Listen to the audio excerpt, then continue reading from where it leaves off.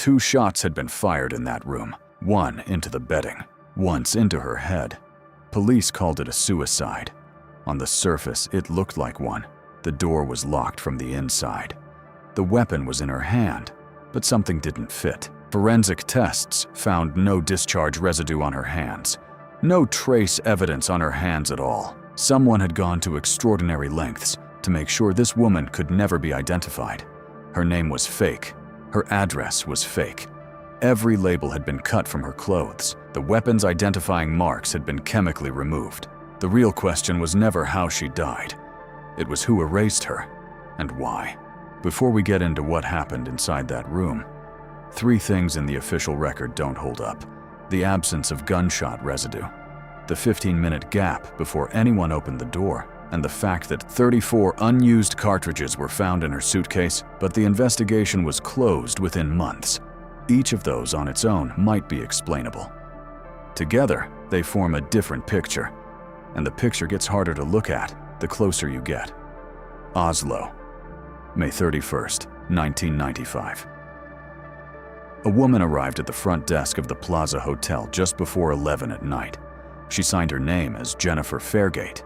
She told staff she was 21 years old. She gave an address in Verlaine, Belgium. She said a man named Lois Fairgate would be joining her. Everything she said was false. The address didn't exist. The name wasn't hers. Lois Fairgate was never seen by a single member of staff. An extra blanket was placed in the room for him. It was never used. She paid for 3 nights in advance. No credit card, no identification requested. Think about that for a moment. The Oslo Plaza was one of Norway's most expensive hotels. A woman checks in alone late at night, with a false name, a false address, and cash. And no one asks a single question. She was given room 2805, 28th floor. She would never leave it. For nearly 3 days, the Do Not Disturb sign stayed on her door. Room service was ordered, left largely untouched. On the evening of June 2nd, the night before she died, she ordered room service and left a tip of 50 kroner. The waiter remembered she seemed calm. Later that night, she responded to a pay-per-view prompt on her television. It required pressing a button on the remote. A small, deliberate act. She was alive. She was in that room. She was making choices. So what was she doing there for 70 hours? Who was she waiting for? Who knew she was there? No one has ever been able to answer that. And then, on June 3rd, a security guard knocked on her door. His name was Espen Nyas, 25 years old. He had been sent upstairs because the hotel needed a payment card registered to the room. He knocked. According to his account, he heard a sound from inside. Muffled. He stepped back. Then he went to get the head of security. They waited approximately 15 minutes before going back up. 15 minutes. That gap has never been formally explained in the public record. What happened in those 15 minutes, whether the scene was entered, whether anything was moved, is not documented. When they finally opened the door, it was double-locked from the inside. She was on the bed, a pistol in her right hand, a fatal wound to her head. The room otherwise undisturbed. The room was tidy, no signs of a struggle. But this is where the official account starts to unravel. In this type of fatal wound, forensic examiners expect to find discharge residue on the hand of the person who fired. They found none. There was no physical transfer evidence on her hands, of any kind. Both findings were noted in forensic reports. Neither was ever cleanly explained within the suicide ruling. There was more. The weapon's serial number had been chemically erased, a deliberate, technical process. 2 shots had been discharged, one into the bedding. In her suitcase, 34 unused cartridges. No passport, no wallet, no keys, no toiletries.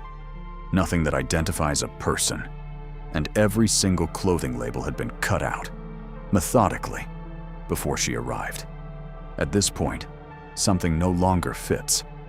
This level of preparation, the removed labels, the acid-etched serial number, the false identity, doesn't look like someone in personal crisis.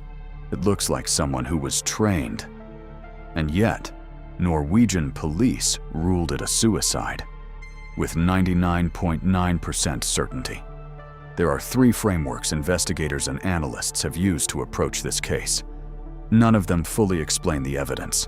The first is suicide. The door was locked from inside. The weapon was in her hand. Norwegian police stood by this conclusion. But it requires accepting that a person erased every trace of their identity before dying, and that no discharge residue was found on her hand. The second is that her death was staged to appear self-inflicted. This would explain the absence of residue. It would explain the 15-minute gap. But it raises its own question. How did someone exit a room that was double-locked from the inside? The third, as stated publicly by former Norwegian intelligence officer Ola Kaldiger, is that she was an operative, that she was tracked down, that what happened in room 2805 was a targeted operation designed to look like a suicide. Oslo in 1995 was an active environment for international intelligence work. The Oslo Accords had concluded just 2 years prior. The city was a meeting point for people who preferred not to be identified. Kaldiger's view has never been confirmed by any official body, but it has also never been formally investigated. And in 1996, before anyone could look further, most of the evidence was destroyed. The body remained in police custody for a year. In June 1996, she was buried in an unmarked pauper's grave at Vestre Gravlund Cemetery.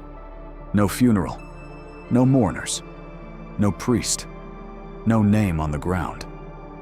Immediately after the burial, in line with standard procedure, most of the physical evidence was disposed of. Her clothing, the hotel bedspread, biological samples, all destroyed. Jewelry recovered from the room was sold at a police auction. Think about what that means.